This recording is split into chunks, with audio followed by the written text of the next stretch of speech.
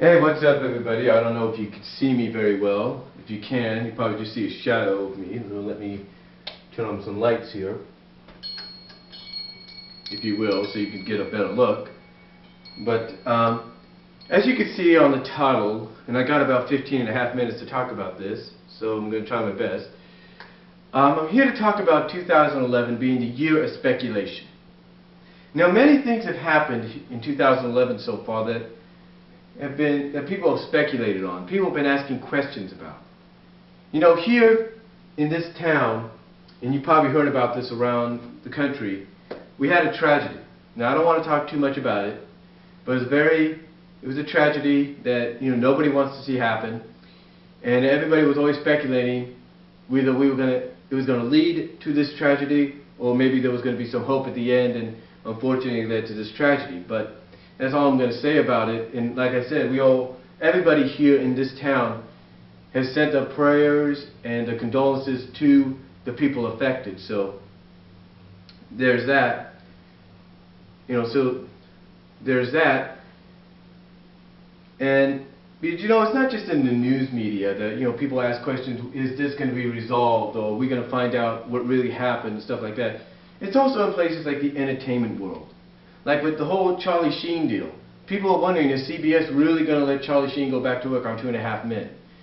You know, you have people speculating whether whether one celebrity is going with another celebrity, you know, as a couple, or are they just friends? You know, the whole Justin Bieber Selena Gomez deal, people have speculated, are they going together? And obviously they are. You know, to the point that Selena herself has gotten death threats. But people still speculated, are they just being friends, or are they a couple? Well, after a few pictures that were shown around, after a few pictures showed up on the internet, apparently they are more than friends. You know, so there's that. And then you take a look at sports. You take a look at sports. Even though it was talked about last year, throughout this year so far, people are wondering, is the NFL going to have a lockout? Now, if you don't know what a lockout means, it basically means it's sort of like a strike. You don't do your job until you get what you want. So people are wondering if there's going to be a lockout in the upcoming season, or is there going to be something worked out before then? So we'll see what happens there. You know, people speculate on that. You know, even you know, like I said, going back to entertainment, like with the Oscars, everybody's speculating on who's going to win Best Picture. Now, all the nominees seem like worthy nominees. There's no doubt about that. But two will stick out to people's minds. It's probably being on the outskirts because of what they have, because of certain scenes or what they're about. Movies like Black Swan and The Kids Are Alright.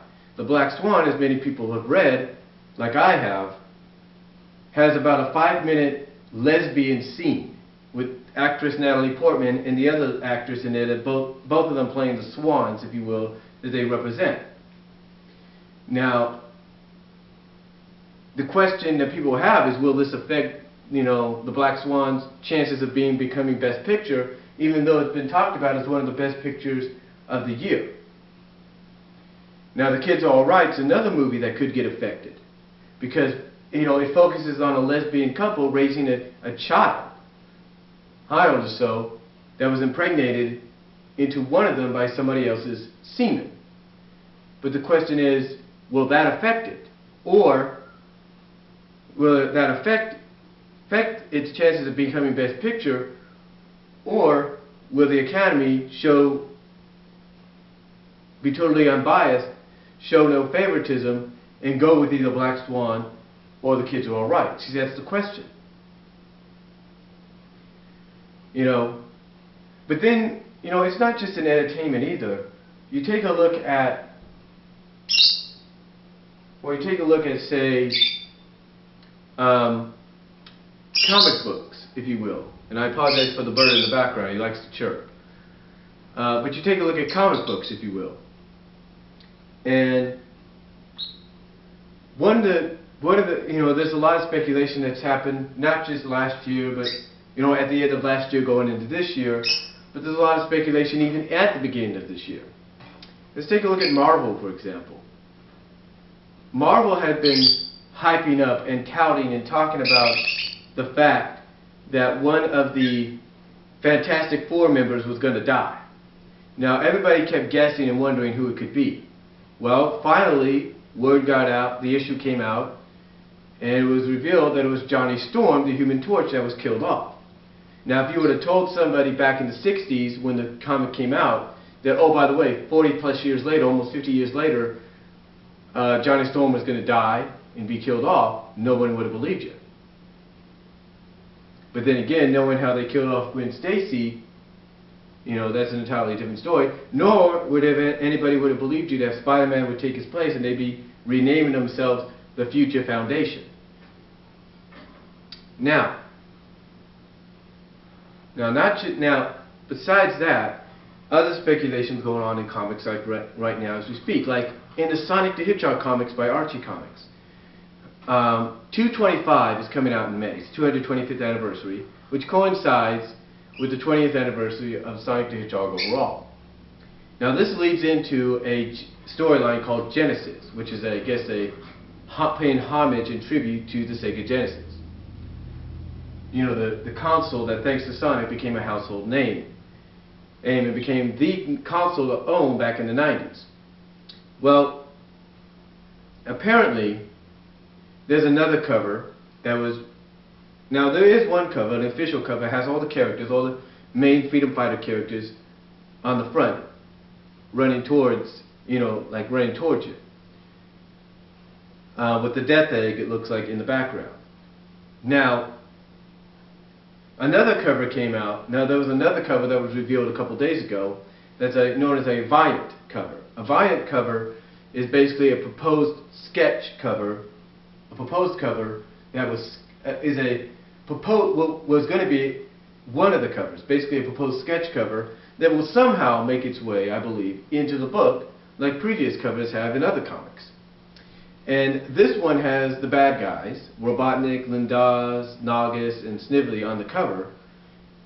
And while it's the same way as the official cover, a gatefold cover, which basically folds around, on the back of the cover you have Sonic looking down in sorrow, if you will, or in shock, and it looks like a dead character, a dead person or a dead Mobian. Now, according to some hints, it's going to be a major character, but nobody knows exactly who the major character is going to be. Nobody knows if it's going to be, one of the first tier characters, like say a Freedom Fighter. Nobody knows if it's going to be a second tier character or a third tier character. I mean, I've said this on some posts I've put on some of the message boards. I have said that a major character doesn't necessarily mean it has to be a major character. And according to some posts, we've already been confirmed that the characters people are thinking of, like say some of the Freedom Fighters, will not be the one to die. Now, again, I mentioned in a post that this could be a swerve, and it could be one of them. Now basically, here's the situation.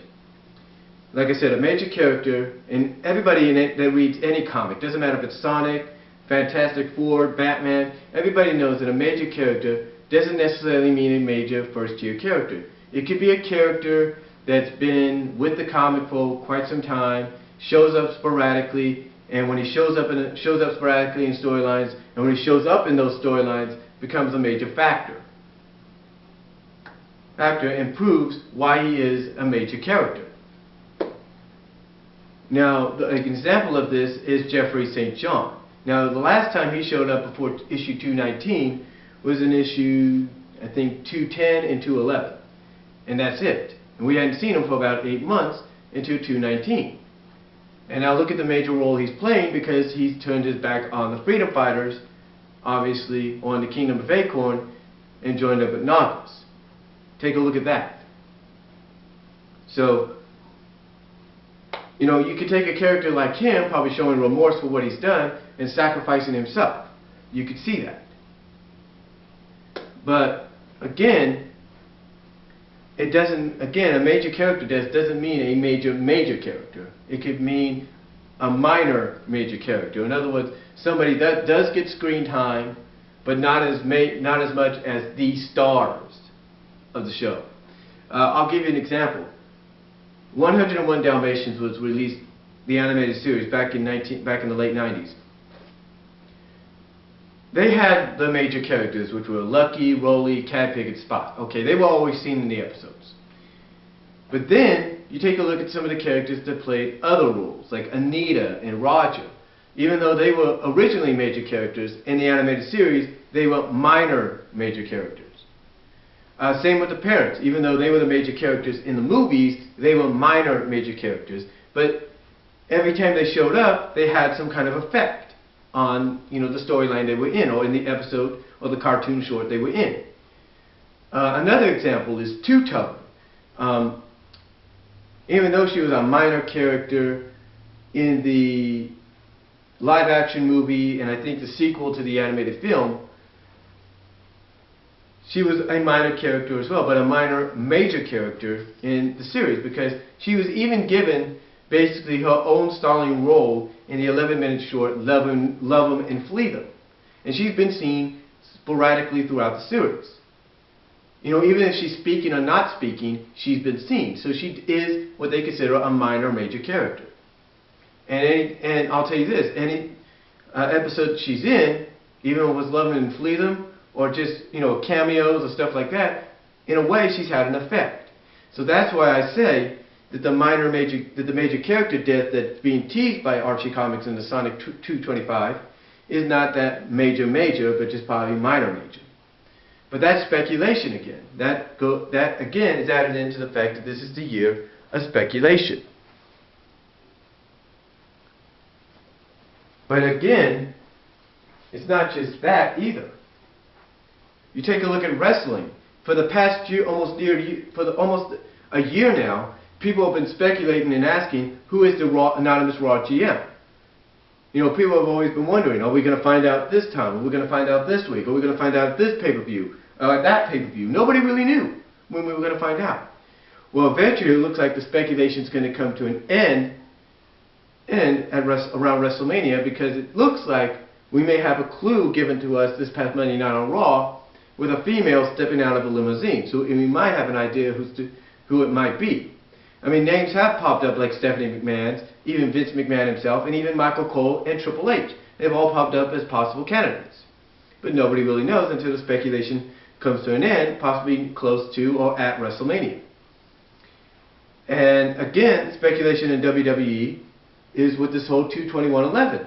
People say it's The Undertaker, obviously from what people have seen, but now people are speculating that because they looked and slowed down the video for this 2/21 vignette, that it could be Triple H, it could be Shawn Michaels, because you look at these little symbols, these little hints in like footprints and all that. So, you know, in additional shadow and somebody standing outside the cabin, it's like, who is it? You know, what's this about?